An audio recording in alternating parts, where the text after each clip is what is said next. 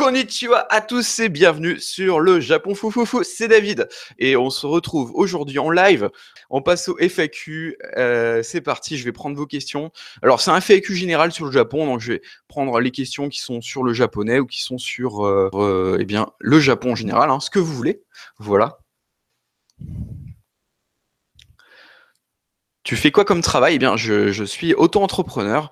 J'ai créé une petite et toute petite école de langue. Voilà, c'est pas évident de vivre de ce que je fais. Je te l'avoue, c'est Minimone qui me pose la question. Voilà, donc je fais attention à mes dépenses et je ne roule pas sur l'or, si tu veux savoir. Mais bon, je ne me plains pas non plus. J'ai choisi d'être à mon compte, en tout cas. Donc j'ai une toute petite entreprise, je suis auto-entrepreneur. Voilà, et j'enseigne les langues. Au japonais, hein, oui. Est-ce facile de trouver un stage au Japon, me demande Omblin. Donc je prends vos questions, hein. Au fur et à mesure. Je pourrais pas non plus toutes les prendre, les questions. Voilà, désolé pour ceux qui n'auront pas de réponse, mais vous pouvez me poser la question en commentaire. Après, j'aurai peut-être plus de temps pour y répondre plus tard. Donc, un stage au Japon. Alors, c'est très compliqué de trouver un stage au Japon, Omblin, dans le sens francophone du stage. C'est-à-dire que les stages au Japon existent, mais c'est des internships. Et internships, c'est les stages à l'américaine. C'est des stages de formation d'une semaine, de quelques jours seulement. Ce sont pas des longs stages. Comme on peut avoir en France, par exemple les stages d'études. Moi, j'avais fait un stage de 6 mois quand j'étais à la fac. Et ces stages-là en entreprise de plusieurs mois, même de 6 mois en France, hein, ce système-là n'existe pas au Japon. Donc, il faudrait, si tu cherches un stage au Japon, contacter directement, faire des candidatures spontanées et contacter directement en fait l'entreprise en expliquant le principe en fait du stage. Voilà, dans ton mail. S'ils comprennent le principe, après, ils peuvent toujours te prendre avec un contrat de travail correspondant à la durée de ton stage. Mais le terme de stage, vraiment, ça n'existe pas au Japon. Voilà. Et c'est pas facile de trouver. Hein. Mais bon, rien n'est impossible, évidemment. Est-ce difficile de démarrer une entreprise au Japon en tant qu'étranger? Évidemment, c'est très difficile. Déjà, il faut parler très bien japonais. Hein. Si je ne parlais pas japonais, franchement, je pense pas que j'aurais pu. Je pense pas que j'aurais réussi à monter ma propre boîte. Déjà, c'est très dur, même en connaissant bien le japonais. Donc, j'imagine que sans la maîtrise du japonais ou une bonne maîtrise du japonais, je pense que c'est très difficile. Il y a un autre problème, c'est que, en fait, si vous voulez investir au Japon pour avoir un visa d'investisseur, il faut mettre quand même une certaine somme d'argent. Je ne sais pas le montant, il faudra chercher sur Internet, vous trouverez sûrement la réponse. Il y a une personne qui avait mis ça dans un commentaire de vidéo. D'ailleurs, je sais plus combien c'est, mais une grosse somme d'argent pour pouvoir avoir un visa de cet investissement au Japon. Sinon, vous n'avez pas de visa parce que vous êtes investisseur et que vous lancez une petite boîte au Japon. Moi, mon visa, je l'ai parce que je suis marié avec une japonaise. Hein, donc, j'étais marié déjà avant de me lancer, évidemment. Voilà. Et ne vous mariez pas pour aller au Japon. Hein. C'est pas une bonne solution non plus. Mariez-vous avec quelqu'un que vous aimez. Ça peut être pour aller au Japon, mais surtout avec quelqu'un d'abord. C'est la première condition que vous aimez, quoi. Parce qu'il y a des mariages blancs qui ont très mal fini. Donc ne faites surtout pas ça. C'est pas quelque chose que je vous conseille. Voilà. Ça paraît évident, hein, mais bon, on a tendance à oublier. Sais-tu où l'on peut trouver des correspondants franco-japonais pour s'améliorer à le parler? Il me semble que le site Nippon Connection, le site internet, propose justement ce service de correspondance avec des Japonais. Mais j'en ai entendu parler, mais je suis pas trop au courant de ça, donc je te laisse chercher sur internet, mais tu vas trouver des choses, j'imagine, en tapant ça sur Google. Voilà, je regarde un peu les autres questions. Alors, est-ce que tu as le temps, Steven LP? Ça, c'est intéressant comme question aussi. Enfin, toutes les questions sont intéressantes. Mais est-ce que tu as le temps de faire des petits voyages et de découvrir un peu plus le Japon? Tu vois, je tousse. Ça me fait tousser la question. Alors, il y a un moment, j'avais beaucoup plus le temps. Là, en ce moment, j'ai un peu moins le temps. C'est vrai que, comme, vous connaissez le système de vacances au Japon, qui est pas très pas très bon, hein. On n'a pas beaucoup de vacances quand on travaille au Japon. Alors moi, j'ai le mérite de travailler à mon compte, donc si je veux vraiment prendre un moment des vacances, on va dire que je peux, en théorie, mais comme j'ai, aucun revenu quand je prends des vacances, et oui, c'est ça aussi le problème d'être à son compte. Donc le revers de la médaille, c'est que moi je prends des vacances, j'ai pas de revenus pendant cette période-là, et donc c'est pas évident de prendre de longues vacances pour bien voyager. Par contre, je t'avoue que je fais régulièrement pendant par exemple mes week-ends des sorties où je vais prendre ma moto, je vais rouler un peu, je vais voyager un peu dans la préfecture de Shizuoka, hein, où j'habite. Parce qu'il y a plein de choses déjà rien qu'à voir, rien qu'à regarder à Shizuoka. Il y a déjà plein de choses à faire à Shizuoka, des choses que j'ai pas encore faites. Voilà, je fais ça, ou alors sinon je vais dans d'autres préfectures voisines, voilà. Mais pour vraiment, par exemple, si je voulais aller à Hokkaido ou à Kyushu ou alors même Okinawa, il faudrait que je prenne des vacances plus longues. Et c'est vrai que j'ai pas forcément toujours le temps. Alors, par exemple, mes dernières vacances longues que j'ai prises, c'était en août. Alors, j'avais pas de revenus évidemment pendant cette période-là parce que je suis auto-entrepreneur, hein. Je dis pas ça pour me plaindre, hein, faut bien comprendre, hein. Je me plains pas du tout. C'est juste pour que vous compreniez la situation. C'est tout. Donc, voilà, il y a plein d'aspects positifs à être entrepreneur, hein. On est libre, on n'a pas de supérieur, etc. Mais bon, il y a des inconvénients, hein, aussi, hein, c'est comme tout. Et donc pour aller en France, voilà, j'ai pris des vacances en août, mais c'était pour aller en France. J'en ai profité pour revoir ma famille, c'est des choses aussi importantes. Si vous vivez un jour au Japon, ou si vous êtes déjà au Japon, hein, vous le savez, eh bien, on a souvent aussi besoin de revoir sa famille. Moi, j'aimerais bien pouvoir voir ma famille, par exemple, une fois par an. Je trouve que c'est important. Donc, je sais que si je vois ma famille, si je dois voir ma famille, si je dois rentrer en France, il me faut, on va dire, au moins 2 bonnes semaines, quoi, de vacances. Ouais. Parce que sinon, par exemple, si je prends qu'une semaine de vacances, c'est tendu. Et c'est pas facile, hein, au Japon, surtout quand on est employé salarié, de prendre 2 semaines, voire plus de vacances. Alors, on continue. Prendre je prends d'autres questions. Sais-tu où l'on peut trouver? Donc ça, j'ai répondu déjà. Voilà. Désolé, hein, pour si certains, j'ai répondu à la question, mais j'ai pas forcément lu vos pseudos. Je suis désolé. Voilà, faut pas m'en vouloir. Tamugeek me demande, le Japon, c'est une république? Oui, oui, c'est une république. Voilà, fin de la question. J'ai répondu brièvement, hein. C'est quoi la religion principale au Japon, du Japon? Me demande The Raphaël. Désolé pour mon accent anglais à chaque fois, je fais un accent anglais. Je sais pas pourquoi, pardon. Je commence à tousser aussi. The Raphaël, voilà, on va appeler ça comme ça, hein. Pas besoin de faire l'accent anglais ou américain. C'est quoi la religion principale du Japon? Eh bien, écoute, il y en a deux, hein, il n'y en a pas qu'une, il y a deux religions principales au Japon. La religion Shinto, le shintoïsme, hein, qui est une religion qui existe depuis très longtemps au Japon. C'est la religion japonaise par excellence, pardon. Et puis une autre religion, c'est le bouddhisme, tout simplement, qui s'est imposé, lui, par l'influence bien de la Chine, hein, des pays voisins du Japon. Voilà, hein. Donc il y a deux religions. Le Shinto qui existait déjà depuis très longtemps, puis le bouddhisme qui arrivait plus tard, mais qui s'est bien imposé aussi au Japon. Par contre, la religion catholique ou protestantisme, voilà, pardon, j'ai du mal, je suis un peu malade encore, je le répète, eh bien, ce sont des religions qui n'ont pas du tout eu de forte emprise au Japon. Voilà, les deux religions à retenir, c'est le bouddhisme et le shintoïsme, qui sont des religions un peu complémentaires au Japon.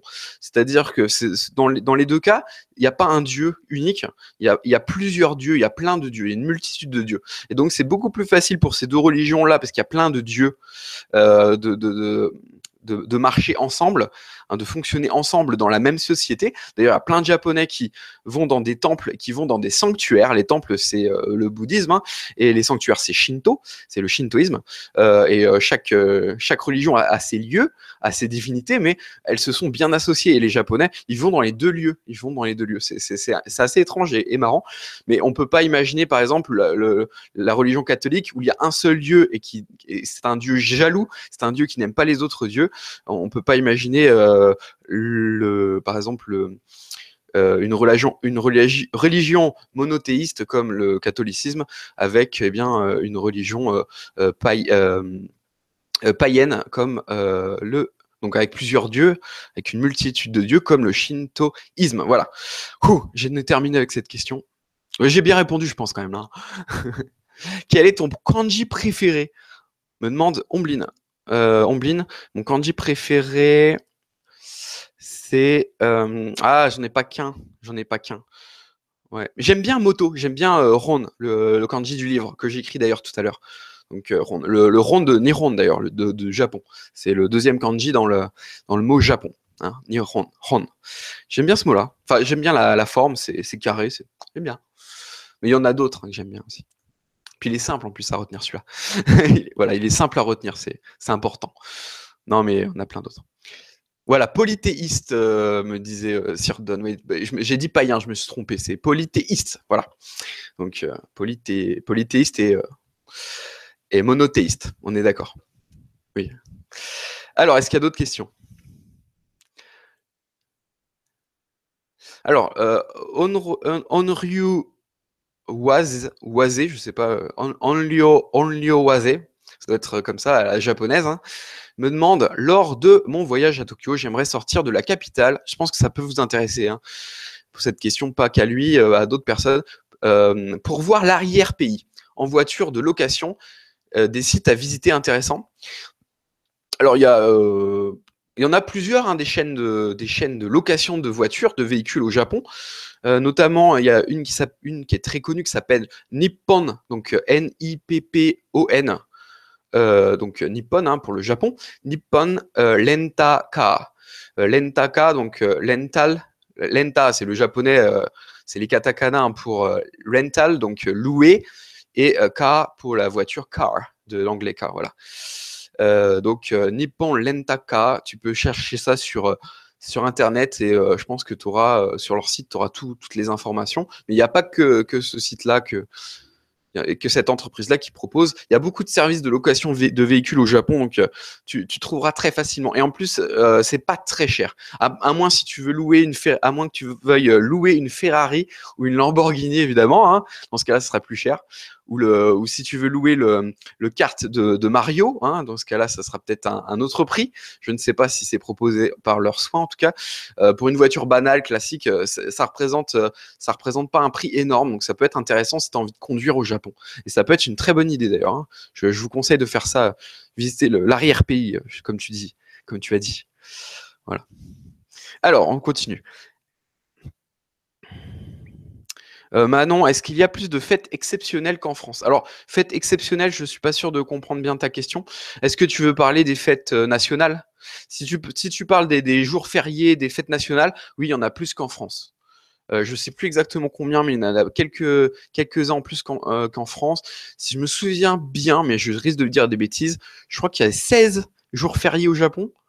Mais alors, je ne suis pas sûr de moi. Donc là, retenez peut-être pas le chiffre 16 parce que je ne suis pas tout à fait sûr. En tout cas, je me souviens qu'il y a plus de jours fériés de fêtes nationales au Japon qu'en France. Et qu'ils sont fériés, donc en général, les Japonais ne travaillent pas ces jours-là. Mais bon, vu le peu de vacances que les Japonais ont, c'est un moindre mal. Allez, on continue. Allez, je vais peut-être prendre deux dernières questions.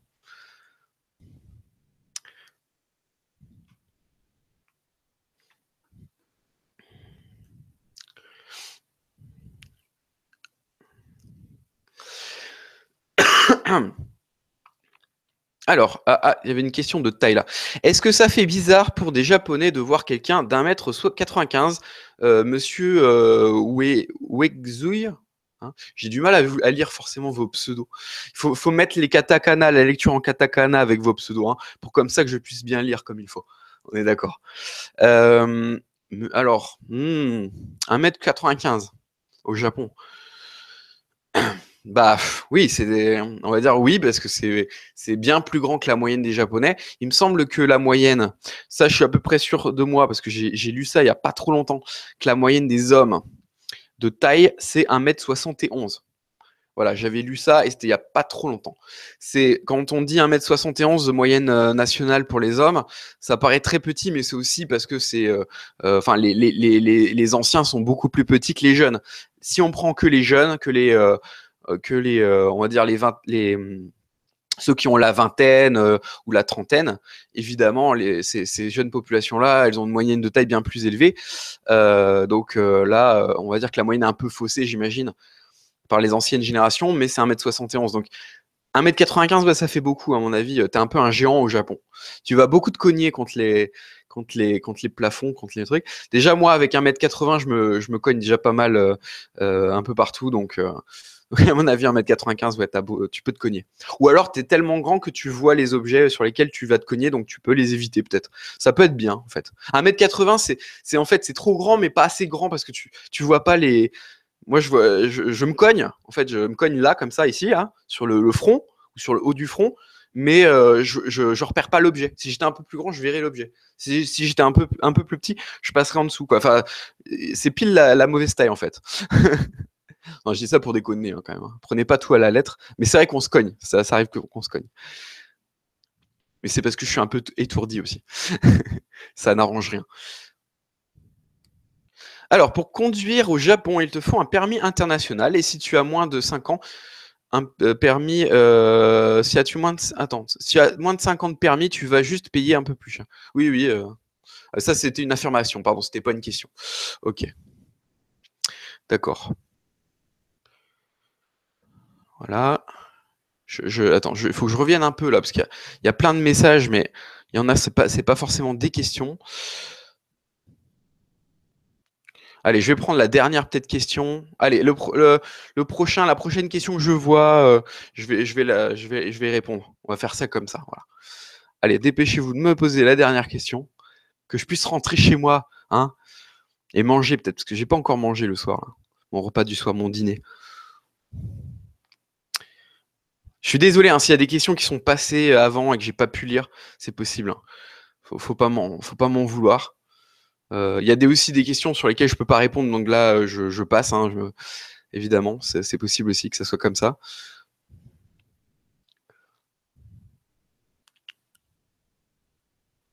Alors, Luniel réitère sa question. Voilà, bah, je prends ta question. C'est comment une fac de japonais? Une fac de japonais, tu veux dire une fac au Japon? La dose de travail demandée a réputation d'être très conséquente. La fac au Japon? La fac de japonais? Attends, tu parles de quoi? De la fac de japonais en France? Ou de la fac donc où on apprend le japonais en France, par exemple Paris 7, Paris Diderot, là moi j'ai eu ma maîtrise, ou tu parles des universités japonaises? Ça j'ai pas compris. Moi je vais répondre aux deux, voilà, hein, comme ça il n'y a pas de. Y a-t-il du racisme, Mangaku-chan? Cette question-là, écoute, ça sera un sujet d'une de mes prochaines vidéos, donc je vais pas en parler maintenant. Mais tu auras une vidéo normalement sur le sujet dans pas trop longtemps. Voilà. Je peux pas dire quand, je sais pas exactement, mais enfin ça fait partie des sujets que je veux aborder déjà, donc je vais pas en parler maintenant. Alors que je l'aborderai plus en détail ce sujet-là plus tard.